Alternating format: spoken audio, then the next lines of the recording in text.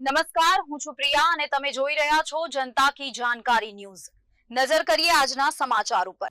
નખત્રાણા તાલુકાના ખોંભડી મોટી ગામે શ્રી અખિલ કચ્છ રઘુવંશી સોશિયલ ગ્રુપ દ્વારા શહીદ વીર વિઠ્ઠલદાસ ચંદનનો સ્મૃતિ વંદના સમારોહ ભાવભેર યોજાયો હતો। તારીખ 19/5/1930ના રોજ મુંબઈમાં સ્વાતંત્ર્ય સંગ્રામ દરમિયાન શહીદ થયેલા કચ્છના વીર સપૂતને પુષ્પાંજલિ અર્પણ કરવામાં આવી હતી। આ પ્રસંગે ખોંભડી નાની અને મોટી ગામમાં ગાયો માટે લીલાચારા વિતરણ સાથે નાના બાળકોને અલ્પાહાર કીટ આપવામાં આવી હતી। કાર્યક્રમમાં સમાજના આગેવાનો, રાજકીય નેતાઓ અને સ્થાનિક લોકો મોટી સંખ્યામાં જોડાયા હતા। ભારત માતા કી જય, ઇન્કલાબ જિંદાબાદ અને વીર વિઠ્ઠલ અમર રહોના નારાઓ સાથે શહીદને શ્રદ્ધાંજલિ પાઠવાઈ હતી।